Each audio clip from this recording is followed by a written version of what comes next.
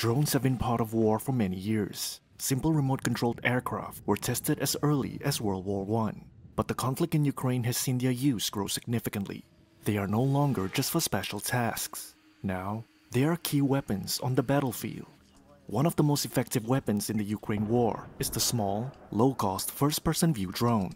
FPVs, originally designed for civilian racers, are controlled by pilots on the ground and often crash into targets with explosives. The total cost of the drone's components can be as little as $500. Benjamin Wolba is co-founder of the European Defense Tech Hub.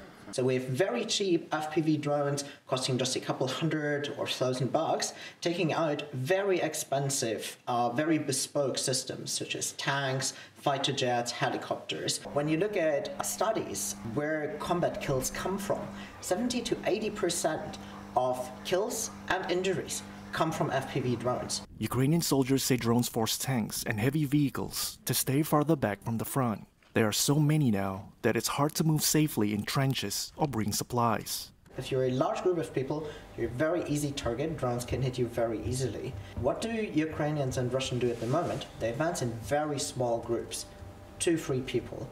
Why? Because if you disperse many groups, the drone has a hard time chasing those individual groups. The best countermeasure is electronic warfare. When a drone's signal is jammed, the pilot loses the ability to control the craft or can no longer see the video signal feed. But both Ukraine and Russia have ways to counter the jamming.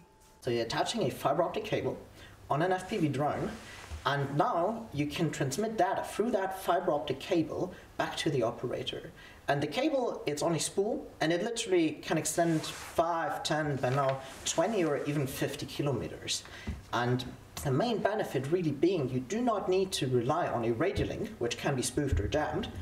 Your communication cannot be disturbed, right? You, as long as the fiber stays on and does not break or get teared, you see what the drone sees, and your enemy cannot hack your communication link.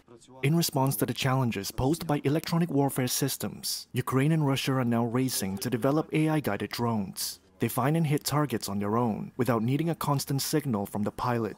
Ukrainian industry figures say the tech needs more work before widespread use. In general, solutions change as threats change. So we need actually better radar technology to detect drones and to have better aerial intelligence. The same goes for interceptor drones.